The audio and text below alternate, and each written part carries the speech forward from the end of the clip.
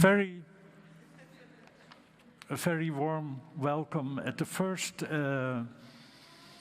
event in this calendar year of our public program, the first BK Talks, in conversation with Farrokh Derakhshani, our honored guest who just arrived this afternoon.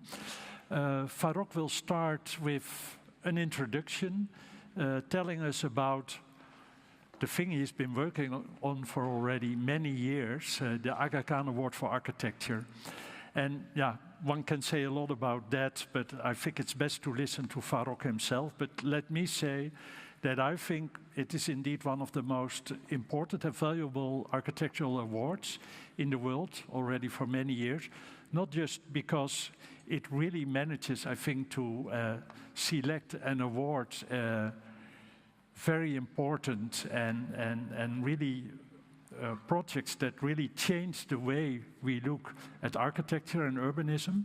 It's not just that, but also by the award builds up, I think, a wonderful treasure trove, a repository of projects that we as students and teachers still study today, and I think we will keep studying them for many years. So I think a wonderful initiative. Farrokh is leading it. He is really an expert on architecture, contemporary architecture, focusing on architecture in the Islamic world. I want to keep it with that, if that's okay for you, Farrokh. So please join me on the stage and start our evening. I forgot to say, not only welcome to the people here in our Orange Hall, but also those who are watching now, and the many that will watch later to the video that will be made of this event. So Farrokh, welcome again. Thank you for joining us.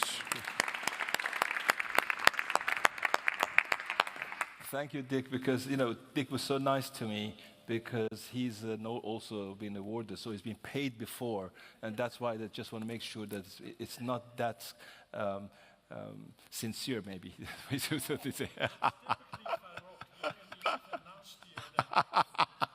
You know, because I've got my sister married to Dutch. I know that sometimes the Dutch can be very direct to you and they say things to you. That's why I'm trying to do it in the Dutch way.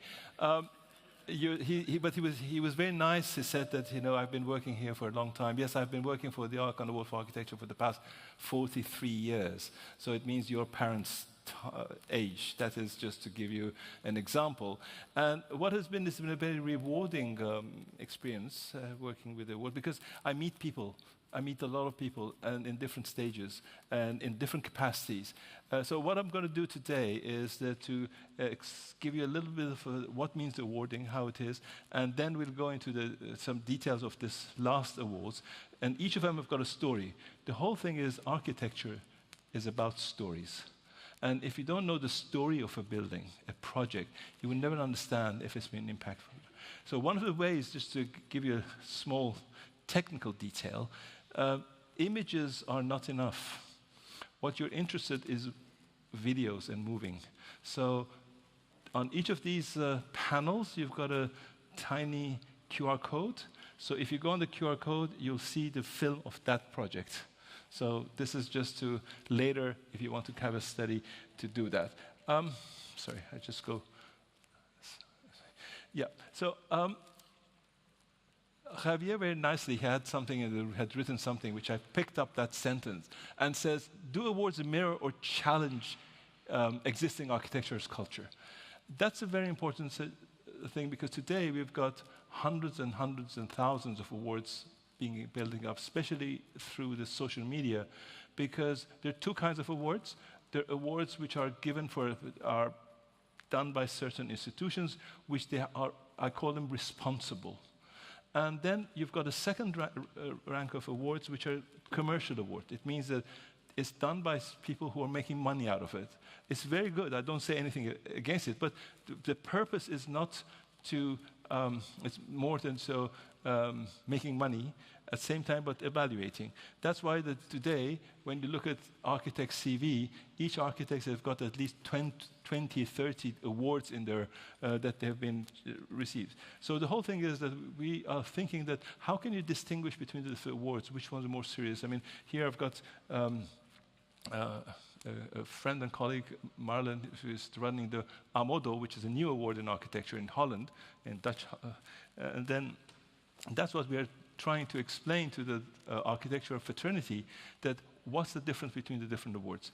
Now, here the Aga Khan Award for Architecture, just to go very quickly what it is, it was been created almost 50 years ago by His Highness the Aga Khan, and he was very concerned about the built environment, because he was responsible himself for building, and he understood one thing which is very important. Architecture is one of the only disciplines, I mean, it's the only, it has an impact on development. It has an impact on how you can make the quality of life of people better. Economy, technology, a lot of areas, but architecture is the one that has a direct impact on people's life, and that is very important. So he created, I mean, at that time in 1977, a system that the system has been there working for the past 50 years. It is a triennial award, so it's every 3 years, and it is so it's so it's got a steering committee. So the steering committee is like the ones who are deciding, and they are the ones who has to look and understand what are the problems of today. So they are the group who are doing the kind of intellectual input on the program. Then we've got a number of people around the world who submit projects to us and say this project is important, it has to be, I mean, considered by the jury. And then once the projects are, we've received them, the jury goes twice, from a long list to short list, and we send experts to go and see the projects. And I'll come back to that story later, because in the School of Architecture, they teach you very well how to make wonderful presentations. The wonderful presentation doesn't mean that they're wonderful projects. And that whole thing of understanding that takes some years of practice and challenging and bumping into walls to understand that what's the reality of architecture. Then we've got an independent master jury, so they're not the steering committee. The steering committee doesn't have any saying in what project is good or bad, but it's the jury who they are the ones who decide upon the findings of the reviewers what projects, and it's a total number of $1 million, which is amongst the projects to be distributed. So the whole thing is, what are the conditions for an award to be considered, the Aga Khan Award for Architecture? It has to be completed and used for 1 year minimum. It has to be also demonstrate service to Muslim community. That was something that His Highness the Aga Khan, who was created this, he wanted to have an impact on what he calls the Muslim communities. It doesn't mean that it's only for them, done by Muslims, but it's just in those people with the beneficiaries. The other thing is lessons learned, because you can learn these lessons and they can be done in different societies as well. And also, one important factor is that nothing which has got to do anything with the Aga Khan is eligible. So I must say that we do a lot of projects which are really interesting architecture-wise, but unfortunately they cannot enter this award. During the past 50 years, I have a slide which I call a name-dropping slide, because when you look at it, you can see that most of the people who've been important in the architecture discourse, international architecture discourse, have been involved with this award as a jury member or steering committee member. And these 100 people you've got, I mean, these coming from Kenzo Tange in the old days of Giancarlo Di Carlo, or Fumio Maki, all the way to sociologists, artists. Actually, today I was at the exhibition seeing Anish Kapoor's work. If you've gone to the remote museum, so his work was there. So it's a mixture, because you can't leave architecture to be judged only by architects. It becomes too much of a. They understand each other. They try to understand each other, but when you have others, like sociologists, like artists, they will open up other questions, which will be a challenge to the architects to understand the architecture better. this is the way it is, like the 2019 cycle. This was the steering committee that we had and the master jury members. These are the two groups that we're working today. Now, what they do, they meet at the first time. They go through 300-400 projects in a matter of 5 days. Actually, one of the other things that the Aga Khan Award for Architecture, we require a huge amount of input from the jury. Because you can imagine someone, like we had people like Jean Nouvel on the jury, 4 days, 10 days in a year to leave the office.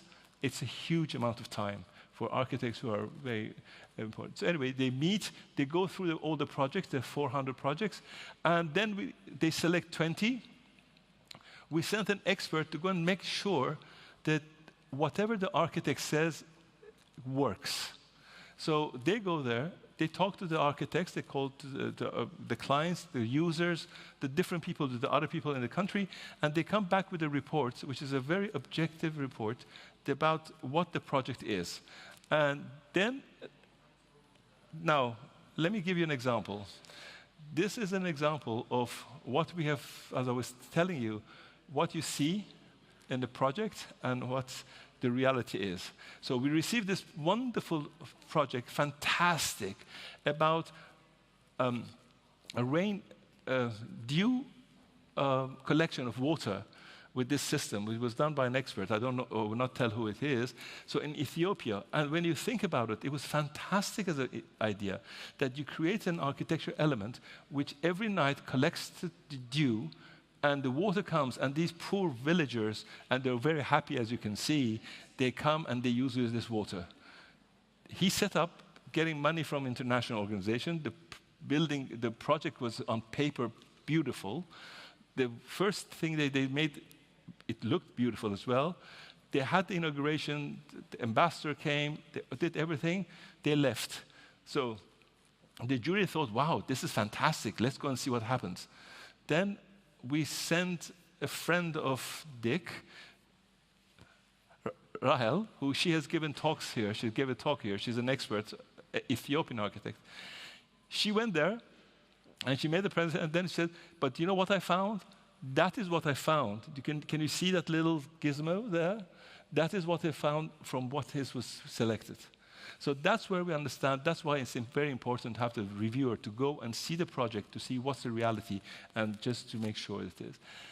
The jury meets again, as I said, and they go through the selections, and we do something else which is very important. We have a celebration, because architecture maybe is not that much talked in by people in communities. So when you have a national celebration, that country for 2 or 3 days, they only talk about architecture. And by bringing the head of the states, by bringing the important people, it becomes that they become aware also that architecture matters. And that is very important, because politically you have to make aware those people who are clients, future people, that to understand the importance of architecture. So we have got these big events which have got the different people come over to it. Over the past 49 years, this is what we have in our archives, which Dick was referring to. Some 5,900 projects have been nominated for the award. We have had from 118 countries. This is to give you an idea that it's not only when it's Muslim countries, it just doesn't mean we have got in different countries for different, it has come, 118 countries. We have got 400 projects have been reviewed, and that was that all these reports, which are very in-depth reports, are available for students and teachers to use them, and that's what they've been used here as well. And so we have had a number of events, lectures, seminars, etc., during these years, and we have had 136 projects, and also we've got publications. We have got many publications. When we started doing publications in 1980, there were no books or no publications on the architecture of the other parts of the world. Everything was only Europe and American-centered, and Japanese a little bit. Japan Architect was a journal which would come when I was a student. It would come, everybody would say, wow, that is the whole thing, that's the world. So we started producing books, and the act of seminars, the proceedings, we would just send them to all the universities. So this was became the first time that people were knowing and understanding that there is an architecture which happens in the other part of the world, which we don't know about. In the old days, it was not the internet days that you know what's happening all over the part of the world. 50 years ago, an architect and architecture school in Algeria had no idea what's happening in Indonesia. No architect, because they knew what's happening in France, because they were speaking French, but not somewhere else. So this whole thing of not knowing what other people are doing was a big problem. Because why? Because people address the same problems in the different parts of the world. So if they can learn lessons from the others, so the award was created to share these lessons. So these are the countries that we have had projects, winning projects in them. It's in different parts of the world. And we have had, these are some of the events that we have had all over the world. And then, as I said, those 400 seminars, etc., is just to disseminate the message, which is very important, because only giving an award is not enough. You have to disseminate that image as well. And these are some of the publications. Now, this was the whole thing of how it works in one cycle. I will explain to you what happened this cycle and go through these projects that you see that by explaining how it works to it is. So you've got the documentation, the nomination documentation, on-site first jury meeting, the on-site review missions, the shortlist announcement, the second jury. Now, let me tell you about the shortlist announcement. So the way it works, see, the whole thing is how the mechanism works is important, is that when the jury meets and they selected 20 projects, they don't know much, they want to know more. So we send experts. So experts, sometimes they come back with bad news. So what we do, we will not put that project, which already we know there's a problem, we will not announce it. But we will announce the projects 1 month, almost 4 weeks, before the jury meeting. Why? Because even if the expert has gone to a country, because the experts never go to their own countries, they go to another country usually, they've done everything, there'll be something maybe hidden, which we don't know. But once you put it on the social media, you announce the shortlist, we received all the problems. And then the jury will decide, yes, if it's true or not. So you see, because even when it comes these days, everything has to be fact-finding is the most challenging thing today. People, I've got one story I'm going to tell you later about a group of people who are just still doing propaganda against one other project. These are our jury members, the steering committee members that we had our meeting last time. And these are this cycle's jury members. So some of the faces you know, and some of them you might not know, but there are people who are representing, there are philosophers, there are architects, there are professors, etc. This is the meeting that we had, and they were fighting. You know, sometimes I like it. I sit down and I see how people are fighting about projects, what is good about it, but I don't say anything. I trust, believe me. So what happened is that they had these 19 projects that they selected out of 369 projects. I'm going to go very quickly through these are the 19. I'm just going to quickly just name them so you see the variety of projects which has come. So we have got the startup campus, which is done by Francis Kéré. We've got the extension of a train station in Dakar, in Africa. In Fez, there was another famous architect, Moussa Sian, who's done a project in Fez of rehabilitation of the center. David Chipperfield has done the net. This is a recent heritage, which is very important today, that you do restoration of buildings which were built 40 years ago. This is something very new, and I'm sure that in the school you are dealing with that, because especially in Europe, you've got so much built that you don't need that much of new buildings to be added. This is a fact that we're not talking about it. So the whole thing that's refitting, readapting of buildings is a very important way of approach in architecture today. And so there's the Moroccan pavilion in Dubai, which was, for example, was extremely interesting because for the first time they were using ramped earth in such a height. You see, so technology, adapting technology, all these things are very important. And we had this in Saudi Arabia. We had a very interesting project in Israel. in a small village, in a Palestinian village in Israel, that they were trying to keep that ruins alive. A project in Turkey, the Rami Library, which is a barrack, old barrack, has been turned to a library with a modernist approach, very minimalist. In Pakistan, a street has been done by Yasmin Lari, another very famous architect, that she did this transformation of the city. We've got in Bali, in a mosque in Indonesia, and a series of micro-libraries. Actually, one of the authors is Dutch, just to give you the Dutchness of the projects. So we had 7 projects. The jury chose 7 projects. I'm just going to not explain the project itself, as I say, you can go and see the film, but why.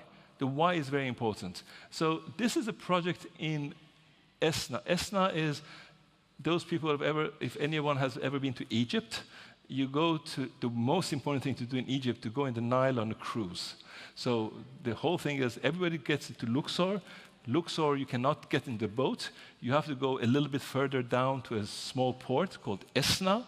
And then from there, you get a boat, and for 5 days, you go all the way to Aswan. So this is the important thing. But what happened, these boats were standing there, and only the shops which were on one line, they were making money. The rest of the city was in ruins. So here, you can see that there was a very old temple that nobody would go to. So by this revitalization project that was done by Karim Ibrahim and a group of NGO, they came and they started restoration of the building and bringing life and enabling the people to really work and survive. So tourism, which you had apparently an exhibition recently, so this is how you then architecture helps tourism. The tourism doesn't go on one line on the shopping mall, but it goes how you bring it inside a whole site. And these are the ways that there are ways to do it, and this was done because of that. Here in Palestine, in Bethlehem, there are 2 architects who are brothers, and they're well known because of the stonework they do, but they themselves, they were active as an activist. They created this building on a piece of land that they had themselves, and by creating also radio, it's a space that they've got their office there, but besides the office, there's spaces for other people to work, there's a radio, etc., and architecturally, it is a box, but it's a box of hope, which is very important. I mean, architecture is quite interesting, but these are the elements, architecture elements it has. It's got some little interesting gestures as well. For example, here when you see those windows, like when you are inside, what you see is an Israeli settlement next door. That was the message that they wanted to give. Here there's a project in Iran about, again, tourism in an island. You've heard the word Strait of Hormuz, because very politically they say they're going to close the Strait of Hormuz. The whole world will collapse because of the oil. 80% of the oil goes through the strait. So this place is famous because it's very colorful. All the volcanic ones, etc., is very colorful, and people go there to select the different colors of sand to put it together. This is something. So they created a hotel, which by using the people, creating work for the people, but also using the techniques which were. This technique was already won an award 30 years ago. Was done by one visionary guy who was putting sandbags. So it was very interesting.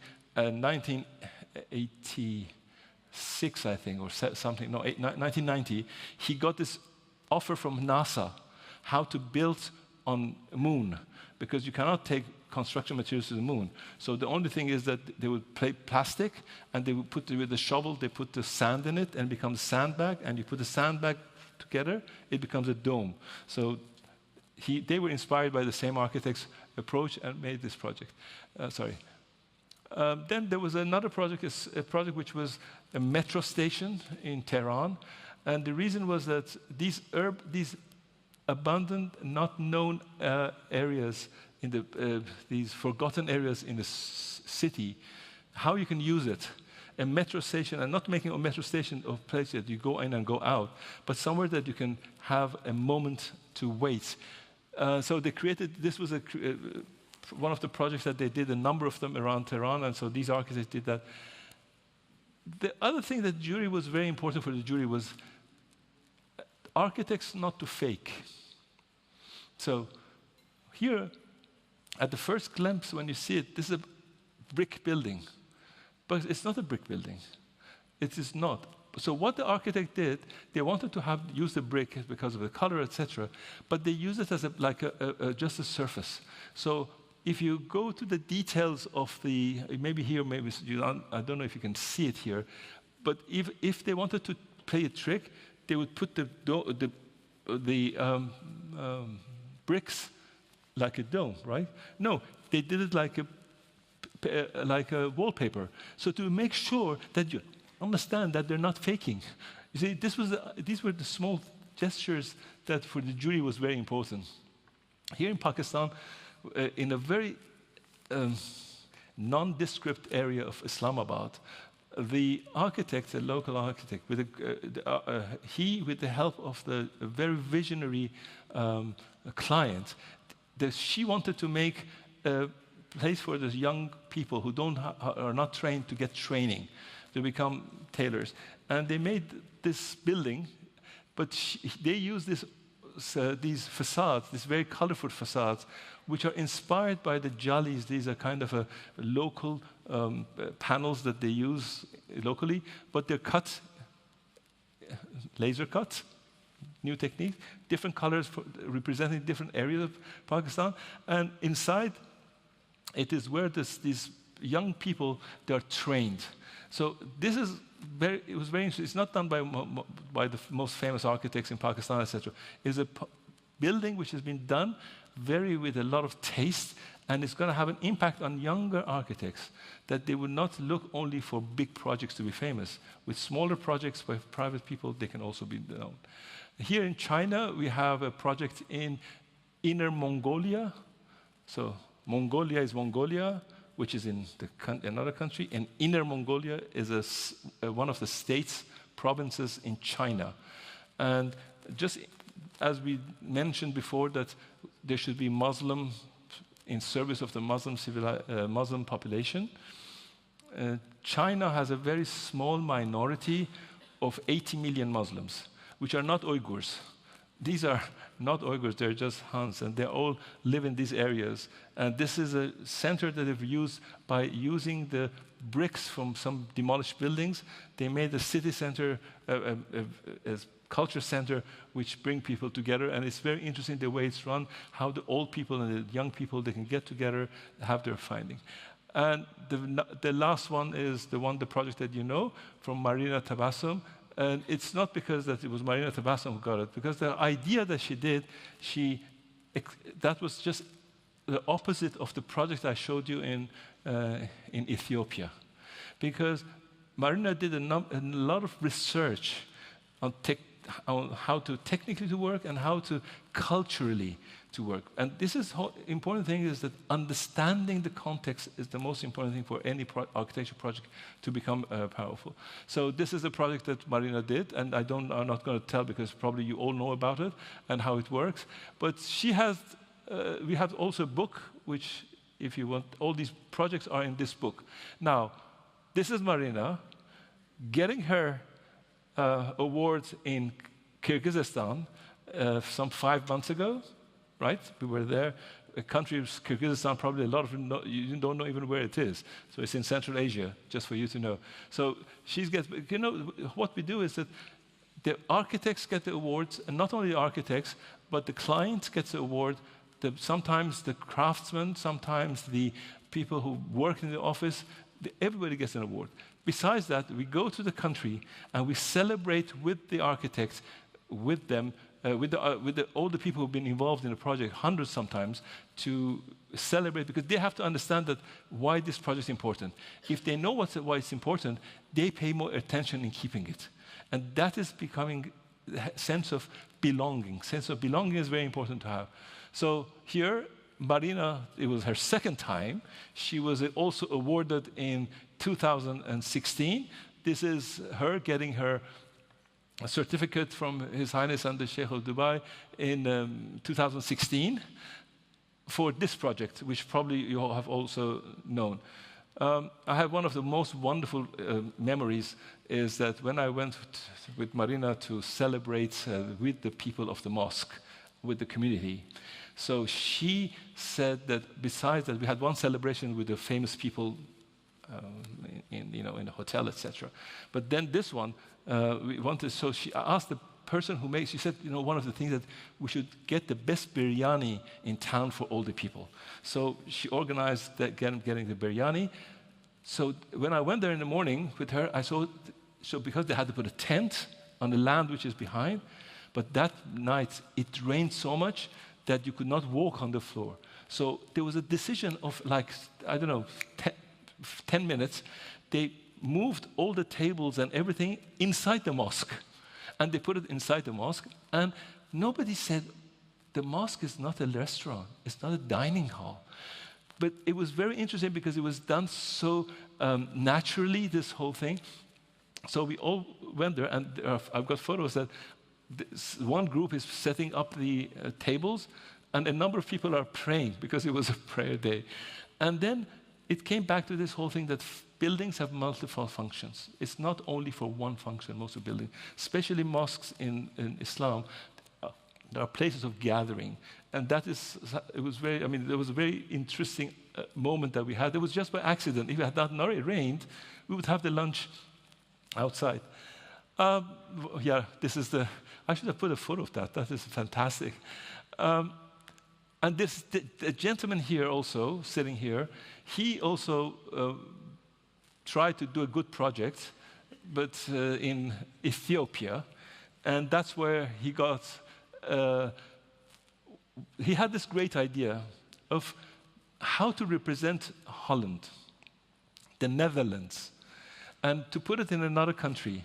And that's some of the inspiration. I'm not going to talk about why he thought, it really was his idea or not, I'm not sure. But we will know that he did a fantastic project there. It's a very modern building, and it works very well.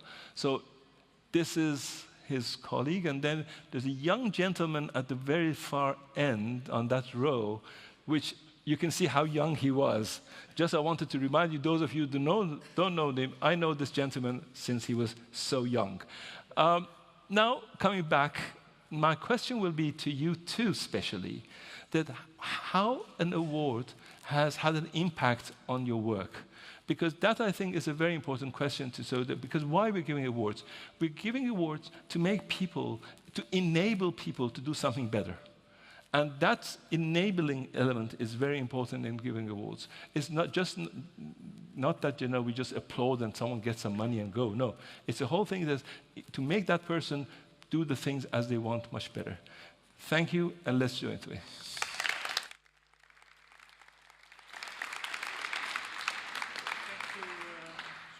Farrokh, for a beautiful presentation, and I think it's wonderful to see after more than 40 years the enthusiasm that you have to talk about the wonderful work you do. So I would like to invite Marina and Klaske, who's also part of our panel of today, and Farrokh, let's sit down and try to answer your question.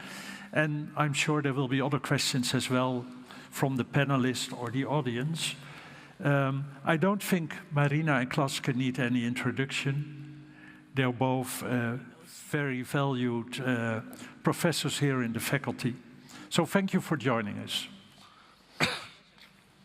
Marina, you should start trying to answer Farrokh's question. Well, that was nice. Farrokh always does this beautifully, presenting the award. Aga Khan Award, especially in Bangladesh, it holds a really very important and valued award. Because as Farrokh was mentioning, that it started from 1977, and there was an event that took place in Bangladesh in 1985, which was, at that time they were having series of seminars. So one of the seminar happened in Dhaka, in 1985. I was not even in architecture then. My studies started sometime around 1988. But that seminar, which was in a way a seminal event that took place in Dhaka, that actually set a lot of the architectural tone around around how architecture should be practiced. And I remember even as a young student, and Mazhar al-Islam, as you know, was also a very important person. And at that time, there was an event that used to take place in Bangladesh, which was held by Mazhar al-Islam, like, and every week we would go and sit in his office, and there were a lot of, somebody would come give a talk and all that. So that's how I came to know about the Aga Khan Award. But of course, there was none of the Bangladeshi architects. I mean, there was a lot of tries. There were maybe shortlisting also, but nobody won the award. So in 2016, that was the first time 2 Bangladeshi architects actually won the award. And I think that was a big event. The entire architecture fraternity in Bangladesh was excited. The fact that the award can also be won by Bangladeshi architects was something which was very important in our own architectural scene. So that actually, I think, had an impact, I would say, of course, in my life, but also in the way architecture is being practiced in Bangladesh. I think that really set a tone in many ways. Now you see a generation of much younger architects really doing great work. So I think an award can actually change the way even an architecture is practiced in a country. And I think Aga Khan Award has that capacity to do that. How it impacted my own practice and my life. After the award, of course, you become much more known around the world. People want to know about your work, about your practice, especially a Bangladeshi architect. Whenever I would go somewhere to give a talk, they would be at times surprised the fact that I can speak in English. So, you start from that point on. So basically, I think, of course, presenting Bangladesh in many different forms and formats in different parts of the world, talking about work. And quite often when I talk about my work, I generally give the premise where I come from and how it informs the way I do my work. So that becomes an important part, and I think in that sense has become kind of an ambassador of my own country, which I think is important. But at the same time, you also inspire, as I said, the younger generation, and that to me is very important in a way, how an award can change the entire country's perception. Otherwise, I'm here in Delft teaching, probably because of the awards that I have received, which of course is important. At the same time, as an architect, when I'm practicing, doing my own projects in architecture, I'm always concerned about all the different things that the award actually celebrates, or let's say bring forward the idea of impacting the lives of people, about impacting the built environment, which are, of course, His Highness's vision in many ways. And, he's been talking about that for so many years. And in my way, I think even working on Kudibari also started from those ideas, because I remember I was also a member of the steering committee, and he was talking about what are the architects doing about climate crisis. And, in those times, nobody was actually talking about climate crisis or how architects can actually make a difference in that sense. So I think, in many ways, I feel that the works that I do, that with award comes a lot of responsibility. You just cannot do anything you like. I think that's important because people see you in a different light. And for me, I think that's also important, that the works that we drew, we try to also think about the impact it makes in the built environment coming from Bangladesh. We have so many different aspects that needs attention from architects. So, yeah, that's all I can say. Okay, yeah, I think it's my turn. I have to be honest and open. I must say that for me, it started in a very different way. We heard we were shortlisted, and we said thank you. And then I remember very well, Farrokh, that you called me, well, you're one of the winners. And I said, oh, that's nice. And you were really, what, is that all you can say about this? But to be honest, I think the Aga Khan Award at that time had very little resonance here in the Netherlands, in this part of the world. I can also remember, maybe also very Dutch, it got a lot of attention in the national press because in the general statement about the award, it says, the award is $1 million. So we were called, wow, you won $1 million. And then we had to explain, no, it's of course, it's a fantastic prize and it's amazing amount of money, but it's divided amongst the winning projects. I think there were at that time 7 projects winning, wonderful and also very varied projects. And then the prize money for one project is divided, and I think that's really a wonderful part of the award. It's not just for the designer. The design is just one thing. It's also for the people who actually build it and who commissioned it. So, yeah, for me, I can truly say a new world opened. Also, the award event was amazing. Also to meet the whole community, the Ismaili community that traveled all the way to Kuala Lumpur to be part of that big party, I would say, architectural party. Amazing, but okay, that's it. But I think then gradually I think it became really more and more important for my own work, but especially for my work here.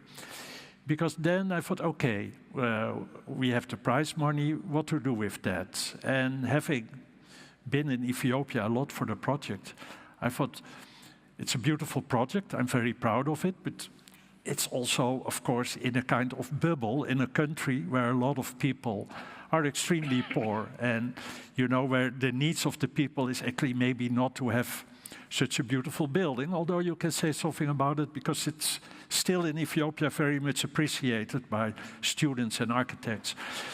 But then say, okay, what can we do? And then I started this idea, having also at the same year as winning the award, having started here as a teacher, as a professor. Let's see if we can connect our school to Ethiopia and then to address the real challenge I think we have as architects, housing, affordable housing. How can we create in that city that is still in an incredible process of regeneration, how can we create good housing for everyone, and what can we as designers, as architects, contribute? And there are a lot of students here who are now part of this initiative that's now going on for many years, our so-called Global Housing Studio. And from Ethiopia, we moved to India, to other places, to Bangladesh. So that's, I think, even more the connection now with Marina. So I think for the school, it has become a very important thing, which I absolutely had not expected when you called me, and I just said, oh, that's nice. But I think it really opened, at least for me personally, but I think also for our school, let's say, a wider perspective on the world, because that's really, I think, what the award is bringing.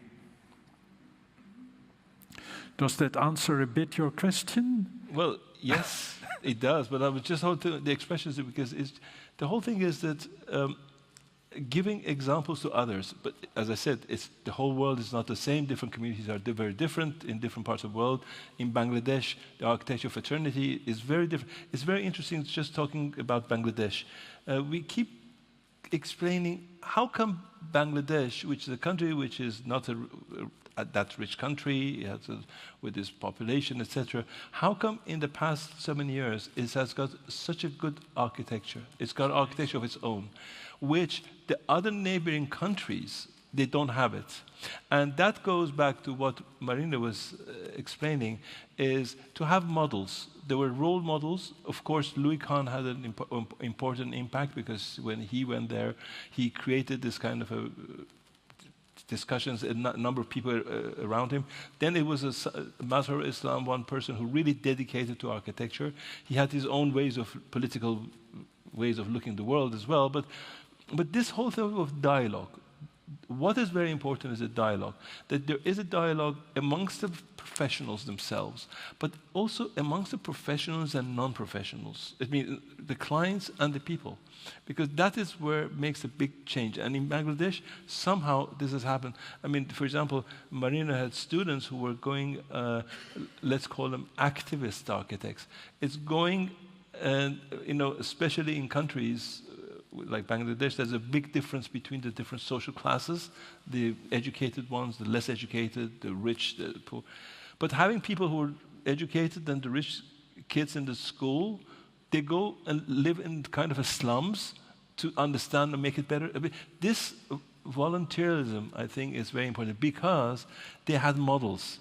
See, the role model is very important, and that's why the award sometimes can help in a society to make someone as a role model. Another person is Francis Kéré, for example, that you've seen his work is well known. But from experience, all the architects that won an award have not been Marina Tabassum, Francis Kéré, etc. We had, for example, sometimes I remember once we had a 26-year-old architect from Tunisia.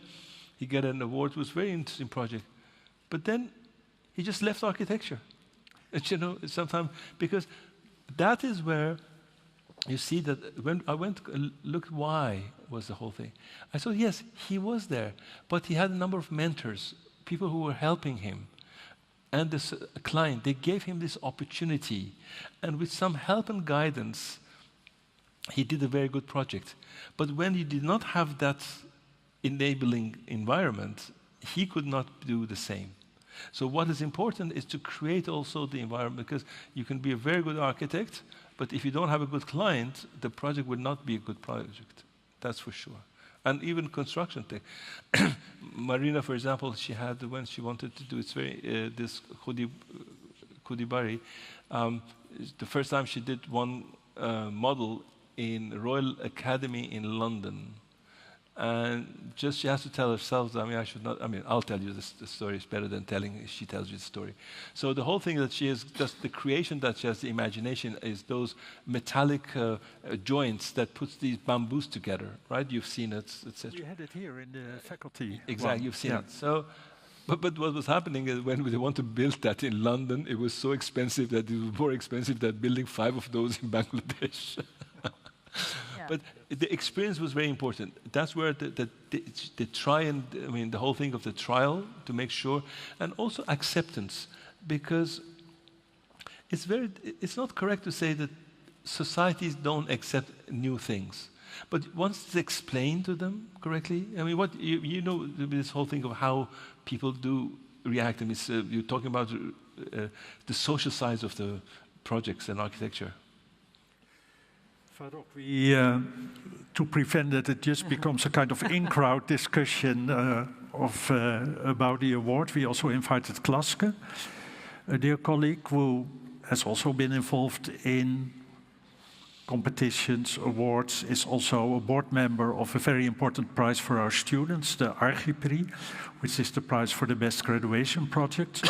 So maybe more as an outsider, not in the Aga Khan in-crowd, could you react to what you've heard till now? Yes, I feel very humble in this position, sitting next to prize-winning architects. You also won a prize.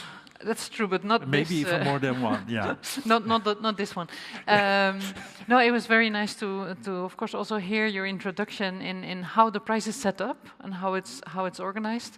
But of course that a prize also brings attention, but also brings responsibility.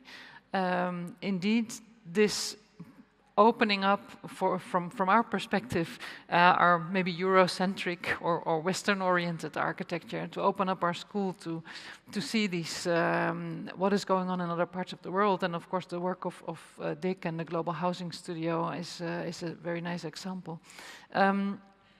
Yeah, I was part of the jury of a Latin American architecture prize, the Premio Rogelio Salmona. So the architect Rogelio Salmona in Colombia passed away, and after his passing, a prize was initiated about public and collective spaces in Latin America.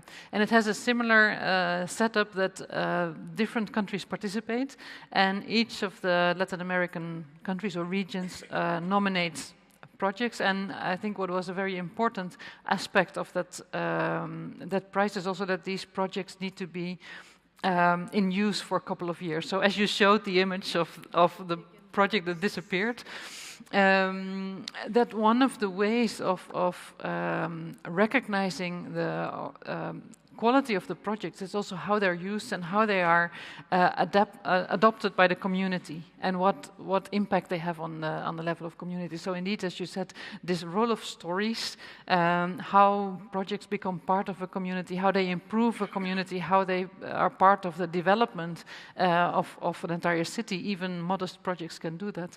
So I felt a lot of resonance with that prize, and it was beautiful to see all these different projects, first from all the documentation and the videos, and then of course some of the projects were visited, so it was very nice to see.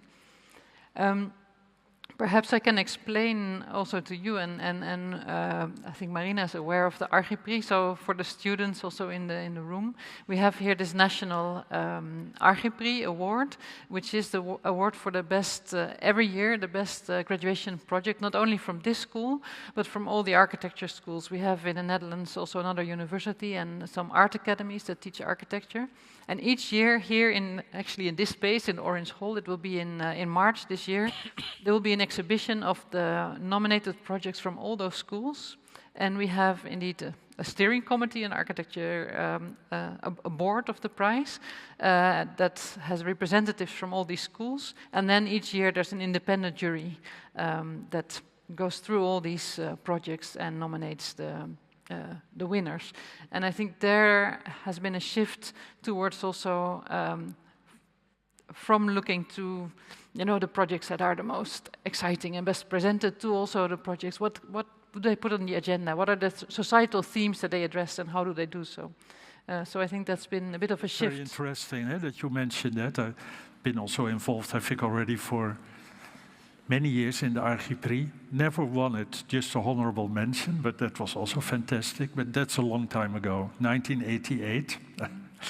So the Archiprix is running now a bit less long than the Aga Khan Award. But what I've seen over the years is also a change in the projects. I think like 20 years ago we had projects like a beautiful retreat for artists in a piece of nature. And it's a bit of a black and white paper, but you see there more and more now the projects, also the projects being selected, focusing on real societal issues, well, like affordable housing, public space, etc.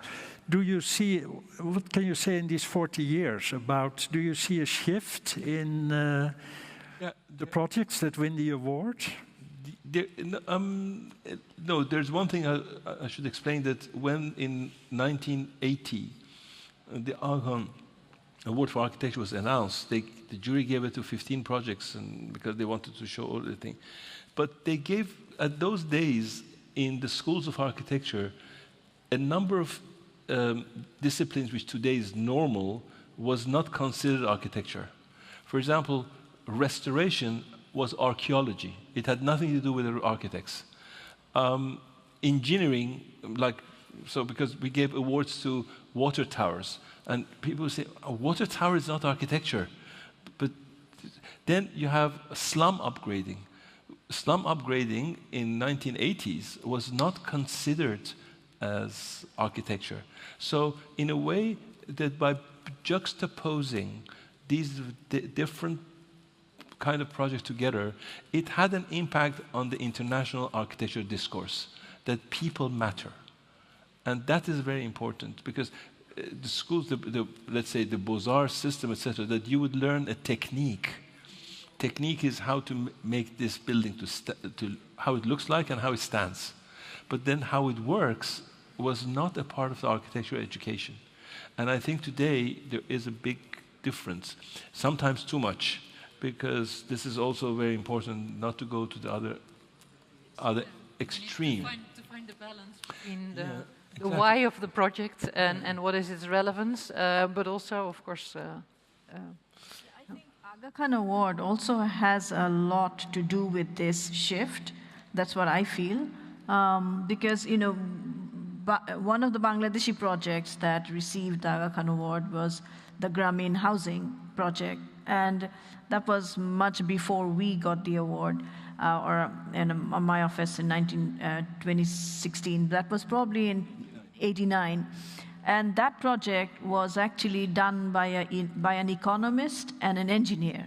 There was no architect involved in that project, but that got an Aga Khan Award. So you can see that the broadness and this expanded horizon where the project and the impact of it was far more important than what it looks like towards the end. I mean, of course, there were some grand, beautiful projects that were also awarded, but this whole spectrum of something which is not even considered as architecture was getting an award. And I think one thing I can talk about is the fact that once Kudibari got the award, this cycle, that actually opened up a huge conversation, even in Bangladesh, that is this even architecture? Do you call this architecture? This is just, something that's in middle of the river somewhere being built. Where is the difference between, where do we draw the line between what is architecture and what's not? So I think these kind of conversation is also important, this kind of debate and discourses that the Aga Khan Award brings forward. These are important conversations because that's when you have these dialogues and why not, that's where I think the shifts actually happen. Yeah, and it's important, I think, also to see that there's also a role for the client. How the success of projects is, of course, there's a big role of many parties, and I think that's beautiful that you say the price is shared. There's the clients, there's the users, there's even the craftsmen who are part of the prize. Here in the Netherlands, there's one prize that's an interesting initiative from the state architect, and that's running already some years, and it's called the Golden Pyramid. It's a prize that goes precisely to the clients. So they look, I think 1 year it's urban development projects and another year it's architecture projects, but it's also always about great projects. But what was the role of the client? What was the ambition of the client? And how good clientship is so important in architecture? So one of the aims of the award has been from the beginning when I explained that we go and have this national celebration with the head of state because it becomes an important event in the country. I have another anecdote that in 1986, in 1986, a slum upgrading project in Egypt got an honorable mention. That time was an honorable mention, and so as we always invite the clients, we had invited the governor of that city, Ismailia, to come at that time to Morocco. So he came and he got the award from the then Crown Prince of Morocco, etc. So his photos was in all newspapers in Egypt. So an architect said that, the governor of this other region, province, has called me and says, listen, I want you to do me a project that I win the Aga Khan Award for architecture. Because for him, going to be there was very important. But that was very interesting because, this whole thing of that you become aware that you can do something good. And it's what you were talking about, social housing and other kinds of housings, etc. The role of architect is also, can be very important in having the dialogue with the client. There was a project the same year that you got the awards in Moulmein Rise building. There was a high rise in Singapore. And besides that they're very good architects and they've become very famous today, what they did is that they had a client. The client was a developer, and he had a piece of land. So they said the developer will build this way. So they convinced two things to the developer. One is to make the building narrower and taller. The other thing is that they made the plans that they had, they introduced a new technique, which was inspired by the old houses of Malaysia, that Singapore, Malaysia, that area, which they call it vertical windows. A vertical window, because where the places that there's a lot of monsoon and wind comes with a lot of rain and it's hot, if you have a window, the rain will bring all the water in. But if you have it vertical, air passes when it's hot, but water does not come in. So what they did is that they cheated on the municipality. It means that they said, okay, this is the room. Then they went up and they came with a cantilever of 1 meter, so because of these windows. So when they were selling the apartments, they were selling more cubic meter than so they were having, people were buying more. So the client first said, this is too much money, I don't want to spend that much money. But then when the building was built and they got the award, etc., the guy became so happy because he was selling better his apartments. So he was giving more work to these architects to do better. So it means that the developers are not bad guys all the time. But if you convince them that by a good architecture they can make more profit, that is the role of architects. In the projects that you just showed of this edition, there was one project where the architect themselves were the developers or initiators of the project, the Bethlehem project, I think. So what do you think about that? Is that a role that we should, or that architects should take in some cases? That's a very specific one that, I mean, they felt responsible, and their response, it becomes a lot of their responsibility. They had the land, the family land. Then they made the family land in a cultural center for the whole city or their village. So this was a kind of they put their money, and they get some money from others as well to help them, and because they had a good idea. If you have a good idea, you can find funding. Always, this is very important. I think there was several projects where the architects were the agents or took the agency of creating something. There were no projects, they created the project. Like probably the cycle before, David Garcia from a Senegal school. So he was visiting Senegal, went there, and then he found that there is actually a need for a school. So then he came back, designed a school, made a foundation, raised fund, and then went and built the school in Senegal. So I think, there are all these different new examples also that actually shows that architects are not really sitting there waiting for a project to come to them, but also creating projects which are much more impactful in many ways. And I think it's also important that you are there, sort of embedding yourself to the locations with people to find actually where your knowledge, your skill is more useful. And I think those are the projects are also something that I've seen coming to awards much more. There's one thing I think which is the most important thing for especially schools of architecture is the whole thing of that how architects are trained where to work. You see, because you are going to a school in Holland, it doesn't mean that you can only build buildings in Holland, and vice versa. People can build everywhere. The whole thing is that what should be understood by the students is that the most important thing is understanding the context.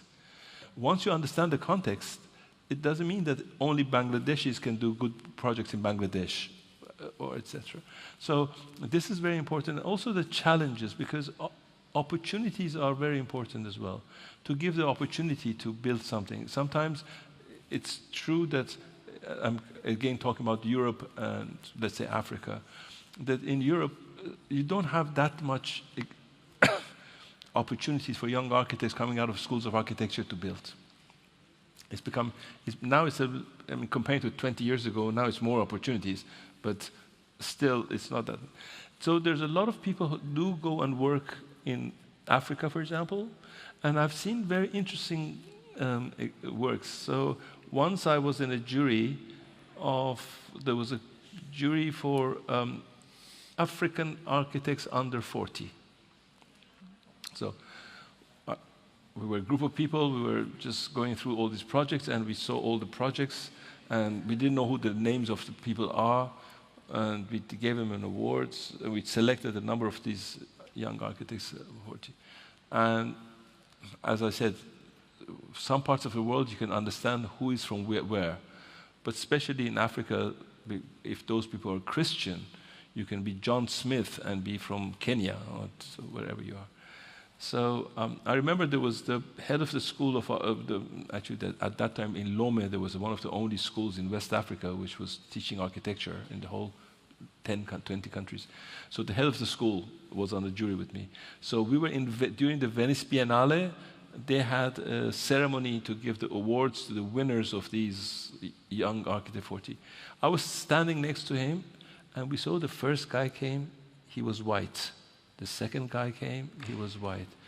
All of them, and I said, Jean-Jacques, where are the Africans?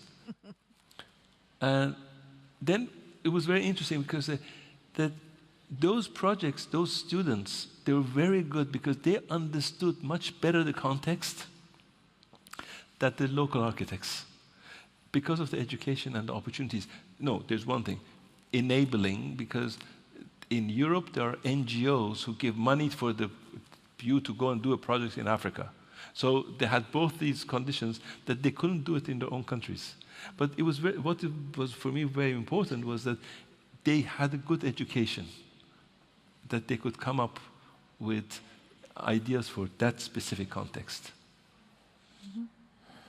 But it's changing, because I think my experience in Ethiopia, maybe at that time, with our projects coming from the West, indeed, white architects, but working with local architects, you always need them because you can never fully understand the context.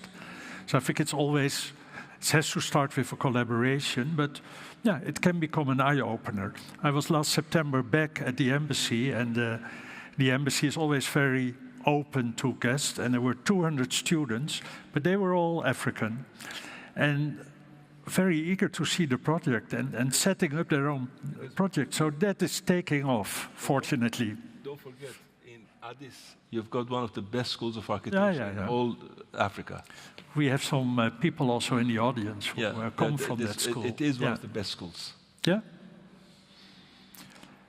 Maybe, we will end with a few moments also maybe for questions in the room, but just one observation I would like to make, also seeing the projects here, and I hope you will all study them later. It will still be here in the coming days. That what I see in the discussions in our school, the challenges that the built environment faces are overwhelming. We all know it. The climate change, the depletion of the earth, the lack of materials. In the Netherlands, all the problems with nitrogen in the environment, CO2 production, etc., etc.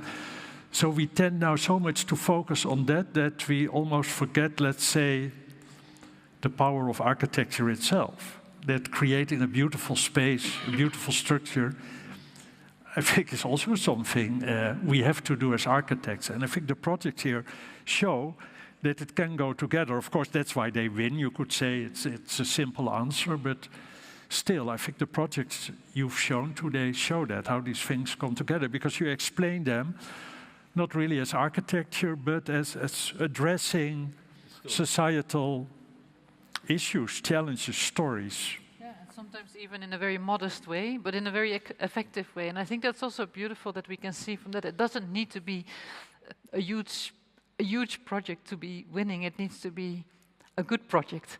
And that can be modest, and it can be even an architect's own initiative. And I think that's very beautiful in this whole series of projects, a small metro station and also a much larger project. One area which is also very important is innovation. Innovation, and it's got different, it can be a small scale, it can be, we're very happy that, sorry, we gave an award to the Petronas Towers in Kuala Lumpur. And there were all the good reasons that why those projects at that time it got an award. First of all, innovation-wise, it was the first high-rise building of 80 stories built in concrete. It was the first one using techniques which have never been used anywhere in the world. So that was the innovative part of it. The second important thing was that the way that, although it was based on these geometrical Islamic geometry, the plan, but the way it was that it was the building high-rise, because usually when you create, I mean, you've all studied high-rises, when you have a high-rise, the lifts and the what they call it, the core, takes a lot of space because of the size, and much less space is left for the offices, and sometimes it becomes too deep because there's the people who are next to those areas, they have got no lights and nothing from outside. In the Petronas Towers, almost all the offices, they've got very little, they have got access to the lights. You see what I mean? So that geometry helped. That's innovation. So that I'm saying that it's not only a hut or etc. Such an innovative high-rise is also been given an award to. Yeah. I think we have a couple of minutes left. Are there any remarks, observations, questions from the audience? It's always difficult to be the first one.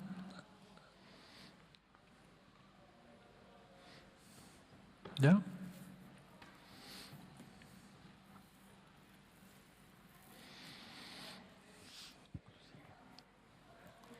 Thank you so much for the wonderful panel and the presentation. I really appreciate also the way you shared your thoughts and your reflections. I just want to do a follow-up question, which brings in a way your mission of the award also back to the schools or to education. So my question would be, how would you reflect on the impact of the award and the foundation on education on a global level or on schools? This education is, first of all, we have to make sure what we mean by education. One is architecture education, within schools of architecture. The other one is public education. The role of the award is also into public education. It means that you're educating the public to ask for better, both from clients and the users. So this is important, so that's why that we're going to other, try to have by lectures, by presents, by books, etc. do that.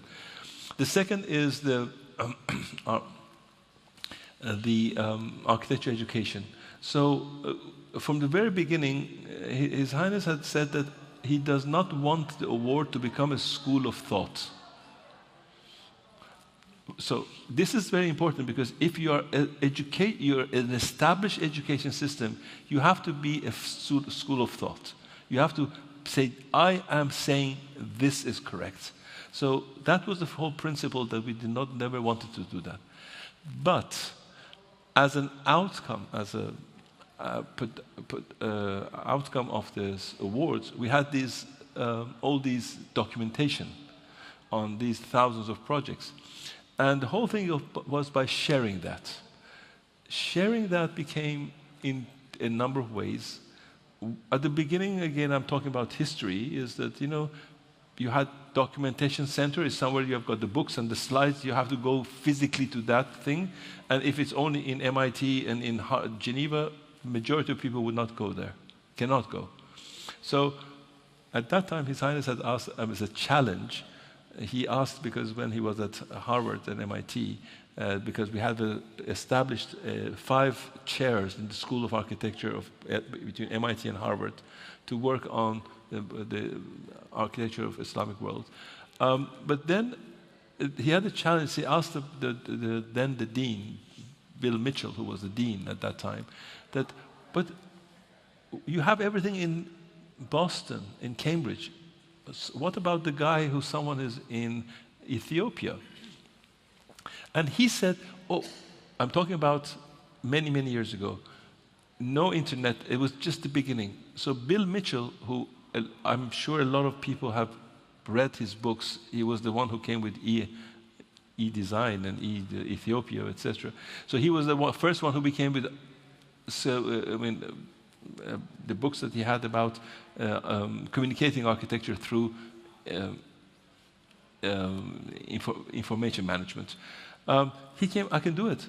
And they created something which we called it ArchNet. ArchNet is a base that we put all the material there, because we don't say that these are nominated projects. No, we say these are the projects plus others, because if not, it becomes category of understanding.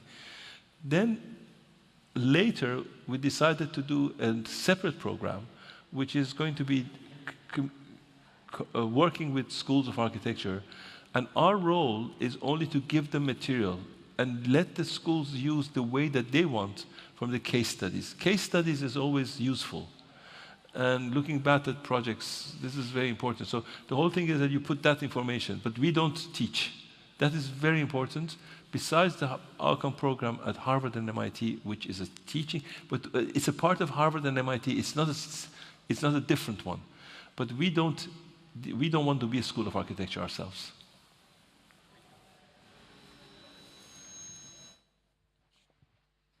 Other questions? I think over there. How can you see with the slides in your face? Yeah. It's not so comfortable for us, but it's good for the audience. Thank you for the talk. I have a question that ties into what you explained in the last answer, and I think it reflects back to the question of today. To what extent you have a certain agenda as a jury and as a prize to look for something, a societal issue specifically, or to challenge something, or whether you look closely at the projects and the societal issues they touch and gather from the projects. And I think I would also maybe challenge the fact that can you actually be, is it actually maybe unavoidable as a prize to be a school of thought, or because in a way you always make a selection, you always curate, you always have a jury. So maybe could you reflect a bit on that? There's one important thing which we have been, I think that the structure which I explained that it was made 50 years ago was to make sure that the award is relevant to its time. Now, a project, when it comes to be evaluated, usually it's an old idea. So the idea is not new at all. Why? Because a client has to come with an idea to ask for a project. The architect has come to do the project. It usually takes many, many years to get a permit, to get a finance, etc. So the idea, the idea is just like that comes up, the lamp pops, till it's completed. Sometimes it's 10 years, 20 years, 15 years. So, but we are evaluating something which is an old idea. So how can we make sure that that idea, which is an old idea, is relevant to its time? So one of the important things that we have done is that we have a rotating steering committee and a rotating master jury. The steering committee, usually they stay for 2 cycles. The jury only once. So because they change all the time, their role, because they are representatives, this group of 9 people, 8 people, 10 people, they're representatives from different parts of the world. And we ask them to try out and signal the issues of our time.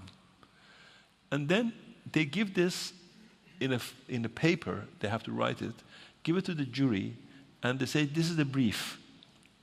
Go and look for these things. Right? And the jury goes through the 300-400 projects and tries to see if they can find projects which answers them. But our system has been, let's say, in a way democratic. In 1980, when the award was the first cycle, we didn't have the experience.